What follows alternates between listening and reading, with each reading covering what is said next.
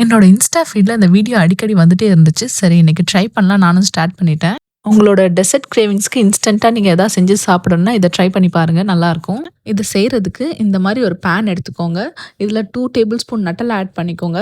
அதுக்கப்புறமா நல்லா காய்ச்சி ஆற வச்ச மில்க் ஆட் பண்ணிக்கோங்க. 120 எம்எல் மில்க் ஆட் பண்ணணும்.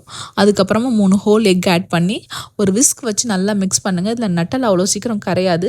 ஸோ இதெல்லாம் கம்பைன் ஆகுற மாரி நல்லா மிக்ஸ் பண்ணிடுங்க. நெக்ஸ்ட் இதில maida 100 gram, cocoa powder 20 gram, baking powder 2 1/2 teaspoon add பண்ணி நல்லா மிக்ஸ் பண்ணிக்கோங்க. இதில லம்ப்ஸ் எதுவும் இல்லாத மாரி நல்லா மிக்ஸ் பண்ணிட்டு, ஃபைனலா ஒரு பிஞ்ச் சால்ட் ஆட் பண்ணி நல்லா மிக்ஸ் பண்ணிடுங்க.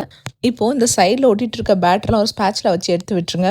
இப்போ இந்த பேனை ஸ்டவ்வில் வச்சு லோ ஃப்ளேமில் ஒரு 10 மினிட்ஸ் லிட் போட்டு க்ளோஸ் பண்ணி குக் பண்ணணும். அவ்வளோதான் கேக் ரெடி. இதுக்கு மேலே நீங்கள் நட்டலா ஸ்ப்ரெட் பண்ணிவிட்டு நல்லா சூடாக சாப்பிடுங்க. நல்லாயிருக்கும். நான் இந்த ரெசிபி எந்த பேஜில் பார்த்தனோ அதை கேப்ஷனில் மென்ஷன் பண்ணுறேன். நீங்களும் செக் பண்ணி பாருங்கள். இந்த ரெசிபி ரொம்ப சூப்பராக இருக்குன்னு சொல்ல முடியாது, ரொம்ப நல்லா இல்லைன்னு சொல்ல முடியாது, ஆவரேஜாக இருந்துச்சு.